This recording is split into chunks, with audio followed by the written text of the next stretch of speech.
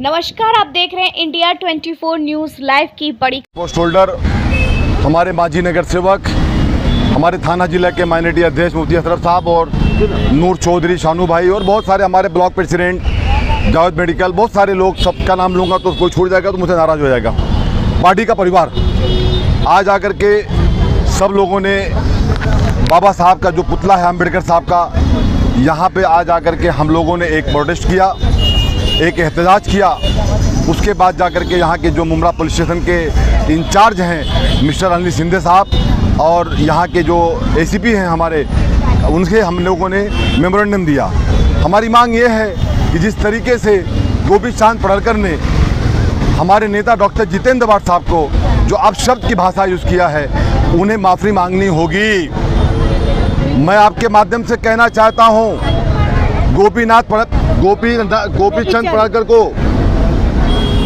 गोपीचंद पडळकर, तुम्हारा रिकॉर्ड हम जानते हैं, हमने तुम्हारा फोटो वो भी देखा है। मुझे लगता है मैं महाराष्ट्र के होम मिनिस्टर से कहना चाहता हूं कि सर, इनको फिर इसकी जरूरत आ गई है, क्योंकि अगर भरी सभा के अंदर, अधिवेशन के कंपाउंड के अंदर जिस तरीके का अपशब्द उन्होंने हमारे नेता डॉक्टर जितेंद्र वाड साहब के ऊपर यूज़ किया है, उसकी पूरा शहर नहीं बल्कि पूरा महाराष्ट्र, पूरा देश उसकी निंदा करता है। मैं कहना चाहता हूं कि फानूस बन के जिसकी हिफाजत हवा करे, फानूस बन के जिसकी हिफाजत हवा करे, वो शम्म क्या बुझे जिसे रोशन खुदा करे।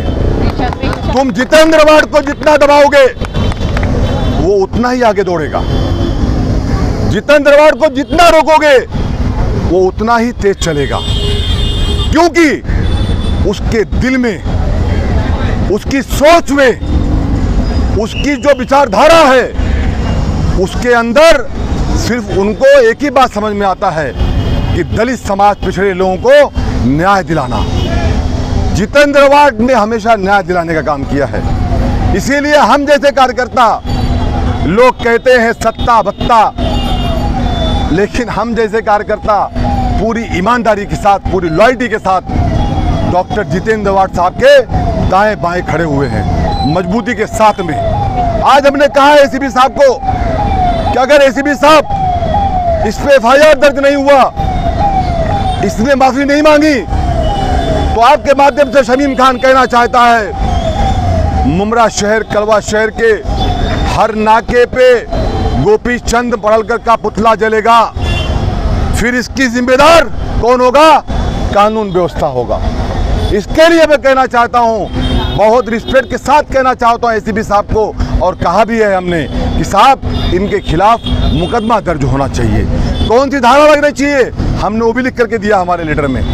दूसरी बात यह है कि यहाँ के एक्स डीएमसी ने जो हमारे मुस्लिम समाज के बारे में जो अपशब्द की भाषा यूज़ किया है, हम ऐसा उनसे उम्मीद नहीं करते थे, लेकिन उन्होंने किया है तो उनको इसकी माफ़ी मांगनी चाहिए कैमरे के माध्यम से आकर के। और अगर माफ़ी वो नहीं मांगते हैं तो मुझे कानून पे यकीन है, आज हमने लेटर दिया है पुलिस स्टेशन में कि इनके ऊपर भी मुकदमा दर्ज हो।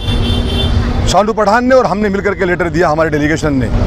मैं कहना चाहता हूं आपके माध्यम से, जुल्म और जाति कितना चलेगा, कितना नफरत की आंधी चढ़ाओगे? एक दिन न एक दिन ये नफरत की आंधी को हम ये सब कार्यकर्ता डॉक्टर जितेंद्र वाड और सैयद अली असरफ भाई साहब के नेतृत्व में इंशाल्लाह रोक के दिखाएंगे। भाई, हाल फिलहाल में अभी नीतीश राणे का भी एक बयान आया था, जिन्होंने कहा है कि मस्जिदों में भी अजान जो है वो मराठी में होना चाहिए और उसमें मराठी पढ़ाना चाहिए। उसको लेकर के आप क्या करना चाहते हैं? मैं नीतीश राणे को ये कहना चाहता हूँ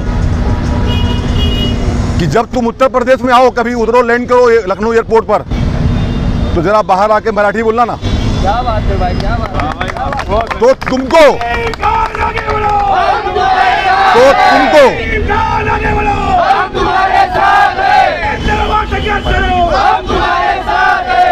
हम मराठी भाषा की रिस्पेक्ट करते हैं, इज्जत करते हैं, हम मराठी भाषा में रहते हैं, लेकिन यहाँ का कोई लीडर, अच्छा लीडर यहाँ का कोई मराठी भाई ये नहीं कहता है। मैं 5 साल तक था टीएमटी के अंदर और सब मराठी लोगों के बीच में था, हमारा चलता था सभागृह, लेकिन मैं वहाँ हिंदी बोलता था और मेरे जो साथी थे वो उसका सम्मान करते थे।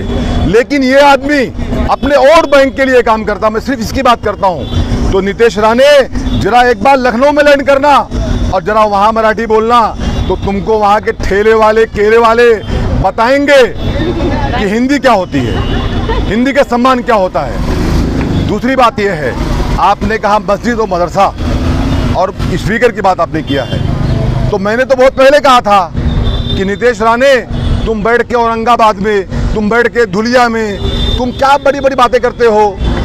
अरे तुम में दम है ना, जिगरा है, तो एक बार मुमरा की बाउंड्री में आके दिखाना, तुमसे शमीम खान अकेला मिलेगा। आज हमारे पार्टी के वरिष्ठ शमीम खान साहब और तमाम लोग, आज हम लोग पुलिस स्टेशन के अंदर आए थे। जैसा कि आपको मालूम है कि भाजपा का एक एमएलसी है गोपीचंद पडळकर, उसने हमारे एमएलए डॉक्टर जितेंद्र आव्हाड साहब अपशब्द कहा उनको और वहाँ पर उनको मारने की धमकी दी। मैं ये पूछना चाहता हूँ कि महाराष्ट्र की जो हमारी विचारधारा है, शिव शाहू फूले अम्बेडकर, क्या यही विचारधारा हम लेकर देश के अंदर आगे बढ़ेंगे? अगर तुम इस तरह की हरकतें तुम असेंबली के बाउंड्री के अंदर करोगे तो मुझे नहीं लगता कि तुम महाराष्ट्र का तुम तरक्की काम कर सकते हो। दूसरी चीज़, हमारे मुमरा के केएमसी थे महेश आयर, उसकी जिस तरह की वीडियोस और ऑडियो हमारे पास आई, उसने हमारे मुमरा के बहुत ही सीनियर मीडिया के रफ़ीक कामदार, उनके बारे में अपशब्द कहा और हमारे मुस्लिम समाज के बारे में कहा और हमारे आवाज़ साहब के बारे में कहा। मैं सिर्फ एक बात कहना चाहता हूँ कि खामोश मिजाजी तुम्हें जीने नहीं देगी। आज हम सब खामोश हैं, हमारे अध्यक्ष के नेतृत्व में हम यहाँ पर आए हैं। इस बात को याद रखना कि खामोश मिजाजी तुम्हें जीने नहीं देगी। इस दौर में जीना है तो कोहराम मचा दो। और महेश आयर को मैं जवाब देना चाहता हूँ, तूने हमको कहा, हालांकि ये बात बोलने जैसी नहीं है, जो महेश आयर को, उस करप्ट इंसान को जिसने हमारे गरीब गोर गरीब को 5000 लोगों को बेघर किया, जो उसको एक लाफा मारेगा मैं उसको 50,000 रुपये इनाम दूंगा। और मैं ये बात कहना चाहता हूँ कि महेश आयर, तेरी ज़बान को इंशाअल्लाह हम एक दिन खामोश करेंगे और मैं ऑनरेबल हाई कोर्ट से कहूँगा कि इसकी एंटी करप्शन के तहत इसकी पूरे एसेट, इसकी पूरी लाइबिलिटीज़, पूरी प्रॉपर्टीज जब्त की जाए, ताकि हमारे देश में एक मिसाल बने कि जो ऑफिसर का करप्शन करेगा, जो गोर गरीब को